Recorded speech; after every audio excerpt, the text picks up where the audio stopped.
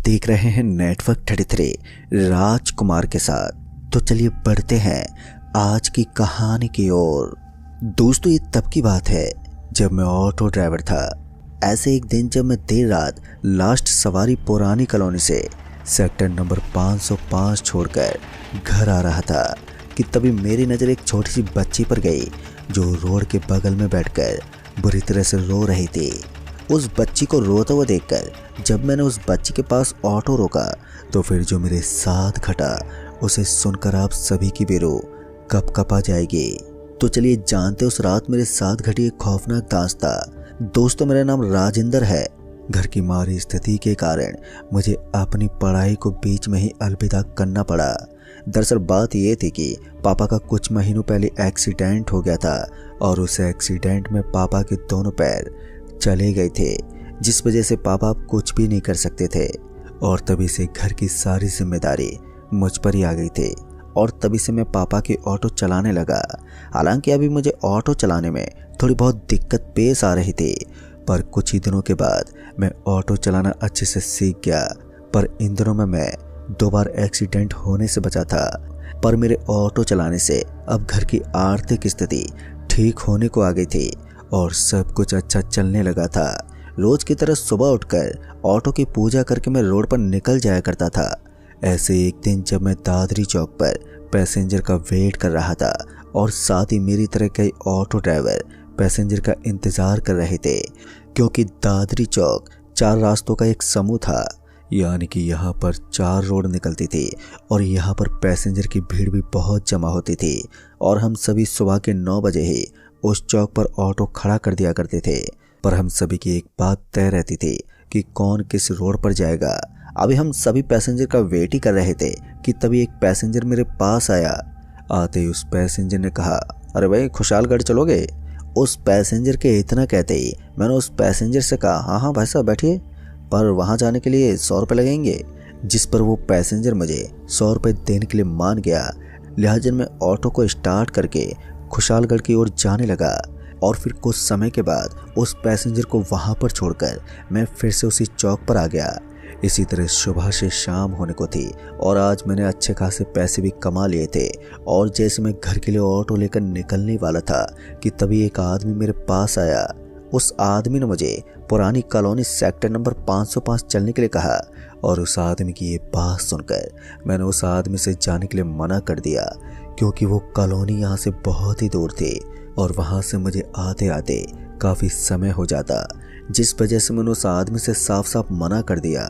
मेरे मना करने के बावजूद भी वो आदमी मुझे बार बार चलने के लिए बोल रहा था, क्योंकि वहाँ पर जाने के लिए कोई भी ऑटो ड्राइवर तैयार नहीं हो रहा था। पर वो आदमी मुझे 500 रुपये देने के लिए तैयार हो गया और इतना कहते ही अब मेरे मन में भी लालच उभर आया, क्योंकि जहाँ का भाड़ा 100 रुपये था अब वहाँ पर जाने के लिए मुझे 500 मिल रहे थे। मैं उस कॉलोनी में जाने के लिए मान गया और उस आदमी के साथ उसकी पूरी फैमिली भी थी, यानी कि उस आदमी की पत्नी और उसका एक बेटा और बेटी भी थी। उन सभी को मैं ऑटो में बैठाकर उस पुरानी कॉलोनी की तरफ निकल पड़ा। और फिर जब मेरी नज़र हाथ में लगी घड़ी पर गई तो मैंने देखा कि अभी रात के 9 बज रहे थे और अभी से ही इस रोड पर वाहनों का आना जाना कम हो गया था और अभी भी मैं ऑटो उसी रफ्तार से आगे की तरफ बढ़ा रहा था। पर 1 घंटा बाद जब मैं उस पुरानी कॉलोनी में पहुंचा तो उस आदमी ने मुझे सामने खंभे के पास ऑटो रोकने का इशारा किया। उस आदमी के कहे अनुसार मैंने ऑटो को उस खंभे के पास रोक दिया और ऑटो के रुकते ही ऑटो में बैठे पैसेंजर नीचे उतरकर उसने मुझे 500 रुपये दिए। पैसों को लेकर मैं ऑटो लेकर वहाँ से घर की तरफ निकल पड़ा। पर रोड पूरी तरह से सुनसान हो गया था और अब गाड़ियों का भी आना जाना बंद हो गया था। दूर दूर तक कोई भी मुझे नजर नहीं आ रहा था। अभी मैं ऑटो चलाते हुए घर की तरफ ही जा रहा था कि तभी मेरी नज़र रोड के बगल में एक बच्ची पर गई जो बुरी तरह से रो रही थी। उस बच्ची को देखकर मैं हैरान हो गया कि इस सुनसान रोड पर यह भला किसकी बच्ची है जो इस तरह से रो रही है, और वो भी इतनी रात को। और फिर जब मैंने अपनी नज़रें वहाँ पर चारों तरफ घुमाई तो मुझे वहाँ दूर दूर तक कोई भी नज़र नहीं आ रहा था। अभी मैं ऑटो चलाते उस बच्ची की तरफ ही बढ़ रहा था कि तभी वो बच्ची रोते हुए रोड के बीच में आकर लेट गई और वो बच्ची रोए जा रही थी उस बच्ची को रोड के बीच में देखकर मैंने ऑटो उस बच्ची के पास रोक दिया। ऑटो के रुकते ही जैसे मैं ऑटो से बाहर निकलकर उस बच्ची के पास गया और जैसे मैं उस बच्ची को उठाकर उस बच्ची से पूछने वाला था कि तुम्हारे मम्मी पापा कहाँ हैं, कि तभी अचानक से वो बच्ची गायब हो गई। उस बच्ची को गायब होता हुआ देखकर मेरी आंखें फटी की फटी रह गई। मानो एक पल के लिए मेरा शरीर सुन्न पड़ गया हो और डर से मेरा बुरा हाल था। अभी मैं डरा सहमा सामने की तरफ ही देख रहा था कि तभी मुझे मेरे ऑटो का हॉर्न सुनाई पड़ा। ऑटो का हॉर्न सुनकर जब मैंने पीछे पलट कर देखा तो ऑटो में वही बच्ची थी जो ऑटो का हॉर्न बजा रही थी और अब रोने की बजाय वो जोर जोर से हंस रही थी। उस बच्ची को हंसता हुआ देखकर मैं समझ गया कि मैंने ऑटो रोककर बहुत ही बड़ी गलती कर दी है। अब मैं यही सब सोच ही रहा था कि तभी अचानक से उस बच्ची की शक्ल बहुत ही ज़्यादा भयानक हो गई और उस बच्ची का ये भयानक रूप देखकर मुझे तो कुछ भी समझ में नहीं आ रहा था कि अब मैं क्या करूं। और जैसे मैंने वहां से भागना चाहा तो मानो वैसे ही मेरा पैर वहीं पर जम सा गया और अब मैं इधर से उधर भी नहीं हो पा रहा था। मैंने हिलने डुलने की बहुत ही कोशिश की पर मैं टस से मस ही नहीं हो पा रहा था कि तभी अचानक से वो बच्ची मेरे गर्दन पर आकर बैठ गई और उस बच्ची के बैठते अब मैं अपनी गर्दन भी नहीं हिला पा रहा था। अभी भी मेरी नज़र ऑटो की तरफ ही थी कि तभी ऑटो के पीछे एक औरत निकल कर आई और जब मेरी नज़र उस औरत के पैर पर गई तो उसे देखकर तो मैं बुरी तरह से कांप गया। दरअसल मैंने देखा कि उस औरत के पैर पीछे की तरफ थे, जिसे देखकर मैं समझ गया कि ये औरत नहीं बल्कि एक चुड़ैल है।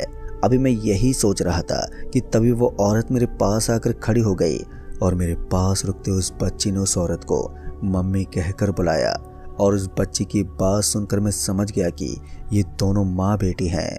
अभी मैं इसी सोच में था कि तभी मेरे फ़ोन की रिंग बजी और फ़ोन के बजते ही उस बच्ची ने मेरे पॉकेट से फ़ोन निकालकर खेलने लगी कि तभी मेरी नज़र फ़ोन पर गई तो मैंने देखा कि मम्मी का फ़ोन बार बार आ रहा था और मैं ज्यों का तो खड़ा रहा। सिर्फ मेरी आंखें इधर उधर हो रही थी बस, और मेरा बाकी का शरीर मानो जैसे जम सा गया था। मैं चीखने चिल्लाने की बहुत कोशिश करता पर मैं कुछ बोल ही नहीं पा रहा था और वहीं पर मम्मी का फ़ोन बार बार आए जा रहा था कि तभी अचानक से उस बच्ची से फ़ोन उठ गया और इत्तेफाक से फ़ोन लाउड स्पीकर पर हो गया। फ़ोन के उठते मम्मी ने कहा कि अरे बेटा कहाँ पर हो, पता नहीं आज मुझे कुछ अच्छा नहीं लग रहा है।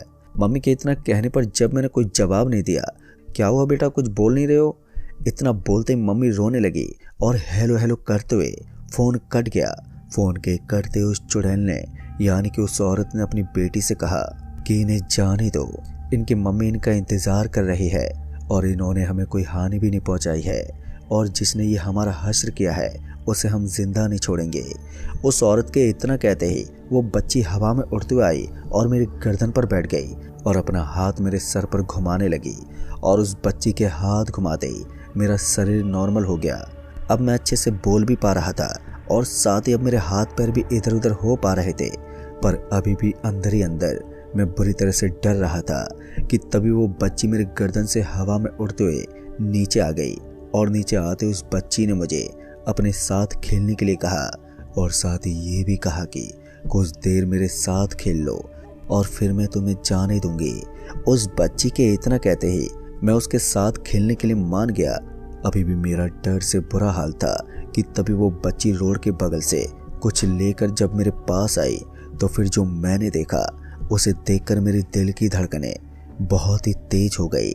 दरअसल वो बच्ची किसी आदमी का सर लेकर आई थी जिसे देखकर मेरे हाथ पर कांपने लगे कि तभी उस बच्ची ने वो सर मेरे हाथ में दे दिया और उस सर को अपने हाथ में देखकर मेरा सर चकराने लगा। उस सर को हाथ में लेकर मेरे हाथ पर कपकपा रहे थे और वो बच्ची कुछ दूर जाकर खड़ी हो गई। उसके खड़े होते उस बच्ची ने उस सर को अपनी तरफ फेंकने का इशारा किया, पर उस बच्ची के इशारा करते ही मैंने उस सर को उस बच्ची की तरफ फेंका और जैसे मैंने उस सर को उस बच्ची की तरफ फेंका तो उस बच्ची ने अपने पैर से एक जोर की लात मारी और उस बच्ची के लात मारते ही वो सर चकनाचूर हो गया। ये देखकर तो मेरी आंखें फटी की फटी रह गई और वो बच्ची बोल रही थी कि उसे बहुत मज़ा आ गया और वहीं पास में उसकी माँ भी उसे देखकर बहुत खुश हो रही थी। पर मेरा डर से बुरा हाल था कि तभी वो बच्ची मेरे पास आकर बैठ गई और साथ ही मुझे भी बैठने का इशारा किया। उस बच्ची के पास बैठकर मैं अंदर ही अंदर बहुत ही ज़्यादा डर रहा था कि अब ये बच्ची मेरे साथ क्या करने वाली है। अभी मैं इसी सोच में था कि तभी उस बच्ची ने मुझे अपना सर घुमाने के लिए कहा, तो मैंने अपना सर पीछे की तरफ किया, लेकिन मेरे लिए ये नामुमकिन था। तभी उस बच्ची ने अपना सर घुमाया जैसे कि कोई पंखा चल रहा हो, पर जब मेरा सर नहीं घूम रहा था कि तभी अचानक से उस बच्ची ने मेरा सर पकड़ा और एकदम से घुमा दिया और मेरा सर घूमने लगा। फिर उस बच्ची ने मेरा सर पकड़ लिया और वो हंसने लगी और तभी उस औरत ने उस बच्ची को बोला और अपने पास बुला लिया और उन्होंने मुझे जाने के लिए कहा।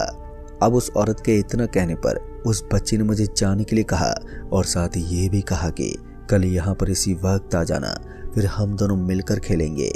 अब उस बच्ची के जाने की बात सुनकर मैं ऑटो के पास आ गया और जैसे मैं ऑटो को स्टार्ट करने लगा कि तभी अचानक से वो बच्ची सामने आ गई। उसे सामने देखकर मैं डर गया और तभी उस बच्ची ने कहा कि कल आओगे ना, जिस पर मैंने सर हिलाते हुए हाँ में जवाब दिया और मेरे इतना कहते ही वो बच्ची ऑटो के सामने से हट गई। उस बच्ची के हटते में ऑटो लेकर वहाँ से घर की तरफ निकल पड़ा। पर मुझे एक बात समझ में नहीं आई कि मम्मी की वो बात सुनकर उस चुड़ैल ने मुझे जाने के लिए क्यों कहा। यही सोचते हुए जब मैं घर पहुंचा तो मम्मी मुझे देखकर बहुत ही खुश हो गई और मुझे गले लगा लिया। गले लगाते ही मम्मी ने पूछा कि जब मैंने फ़ोन किया था तो तुम कुछ बोल क्यों नहीं रहे थे।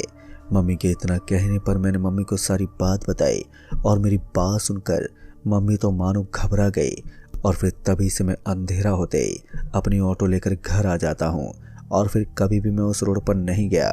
पर अभी भी मेरे मन में ये सवाल है कि वो औरत और वो बच्ची कौन थे और किसने उनकी हत्या की थी, जिनकी आत्मा आज भी इस रोड पर देर रात इधर उधर भटक रही है।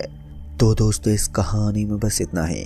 कहानी आपको पसंद आई हो तो वीडियो को लाइक शेयर कमेंट जरूर कर दें और साथ ही चैनल पर नए हैं तो चैनल को भी सब्सक्राइब जरूर कर दें। तो मैं आपका दोस्त राजकुमार जल्द ही मिलूंगा ऐसी एक और नई कहानी के साथ। तब तक के लिए बाय एंड टेक केयर।